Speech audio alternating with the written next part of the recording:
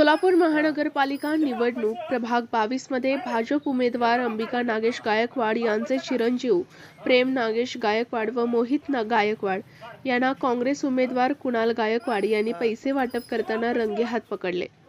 सोलापूर महानगरपालिका निवडणुकीच्या पार्श्वभूमीवर प्रभाग क्रमांक 22 मध्ये निवडणूक आचारसंहितेचा भंग झाल्याचा गंभीर प्रकार उघडकीस आज दिनांक 14 जानेवारी 2026 रोजी आला आहे। भाजपच्या उमेदवार अंबिका नागेश गायकवाड यांचे चिरंजीव प्रेम नागेश गायकवाड आणि मोहित गुरुदत्त गायकवाड हे मतदारांना मोदी हुडको येथे पैसे वाटप करत असताना प्रभाग 22 मधील काँग्रेसचे उमेदवार कुणाल गायकवाड यांनी त्यांना रंगेहात पकडले। या घटनेनंतर परिसरात एकच खळबळ उडाली। निवडणूक काळात मतदारांना पैशांच्या माध्यमातून प्रभावित करण्याचा हा प्रकार लोकशाही मूल्यांना तडा देणारा असल्याचे स्थानिक नागरिकांनी सांगितले। घटनेची माहिती मिळताच काँग्रेस कार्यकर्ते घटनास्थळी जमा झाले।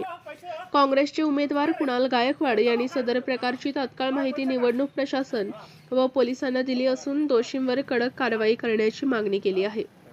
सत्ताधारी भाजपकडून पैसे वाटप करून निवडणूक जिंकण्याचा प्रयत्न सुरू असल्याचा आरोपही त्यांनी केला।